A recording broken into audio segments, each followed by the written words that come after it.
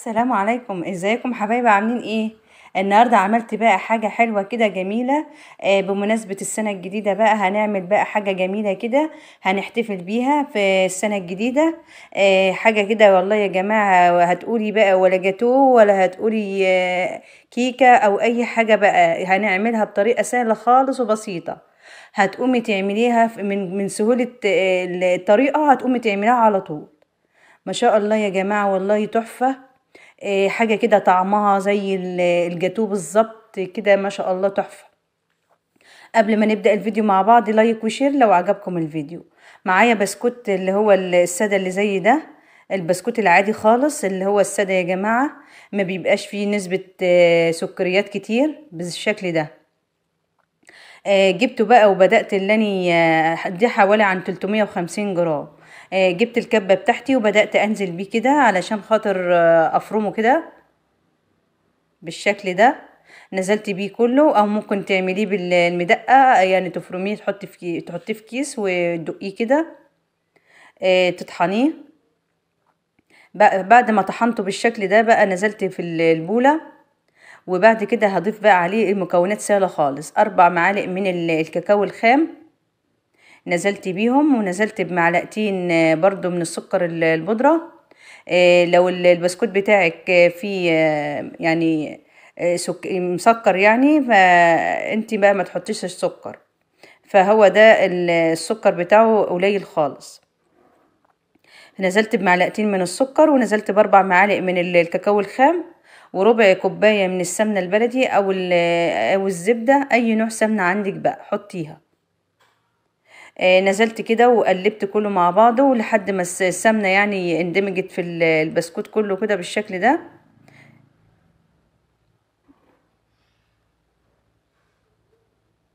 قلبتها حلو كده لحد ما اتبدرت خالص. وبعد كده بقى معايا كوباية الا ربع من الحليب. على حسب برضو البسكوت بتاعك، يعني حسب ما ياخد معاكي الحليب.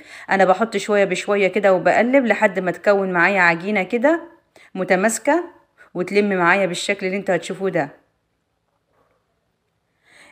انت ممكن بقى تاخد معاكي ازيد من كوباية، أو كوباية الا ربع على حسب البسكوت ونوعية البسكوت بتاعك. بدأت ألف كده بإيديا لحد ما عادش فيه أي يعني أي حاجة كده متفرطة. يعني لمتها كلها كده بالشكل ده، بقت عجينة متماسكة كلها كده بالشكل اللي انتوا شايفينه ده. كده خلاص اتمسكت كده بالطريقة دي. جبت بقى معايا ورق زبدة. بدأت أحط بقى أفردها كده على ورق الزبدة كده، وألمها حلو. وأبدأ بقى ألفها حلو كده بالورق الزبدة كده، وابرمها حلو كده عشان خاطر تبقى معايا متماسكة بالشكل ده. بقيت اسويها كده بايديا. ومن الجناب برضو بدأت اعملها مع بعضها كده عشان ما تبقاش مشققة كده، واخليها متماسكة كده بالشكل ده. برمت الورقة حلو كده ولفتها بالطريقة دي.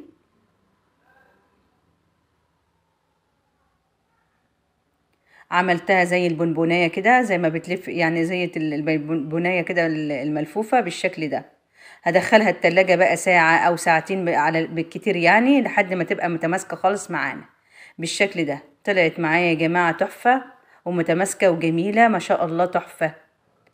بدأت اللي أنا أقطعها بقى القطع اللي انت عايزاها، السمك اللي انت عايزاها رفيعة، عايزاها تخينة، انت وراحتك انت بقى. قطعتها بالشكل اللي انتوا شايفينه ده بالحجم ده. عرضتها انا بقى شوية كده بالطريقة دي.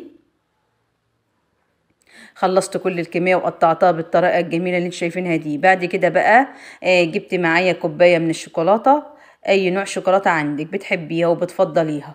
عملتها على حمام بخار بالشكل ده. جبت بولة حطيت فيها مية مغلية، ونزلت كده بالبولة التانية بتاعت الشوكولاتة عليها، وغطيتها بس شوية لحد ما ساحت معايا بالطريقة دي. ما خدتش مني 5 دقايق يا جماعة والله.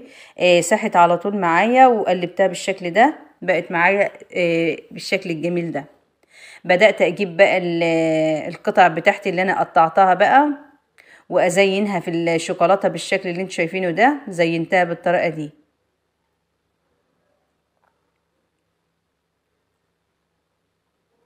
بدأت احط في الشوكولاته كده وازينها كده، وبقدمها بقى بألف هنا وشفا بالجمال والحلاوة دي يا جماعة. ممكن تزينها بقى بشوية شوكولاتة، أي حاجة بقى عندك زيني بيها زي الجاتوه بالظبط. وأطعم كمان يا جماعة، طعمها خطير، مش هتاخد منك لحظة، بتخشي تعمليها في دقايق. يلا بقى قومي اعمليها وتشجعي كده باحتفال السنة الجديدة. كل سنة وانتم طيبين. شير ولايك بقى لو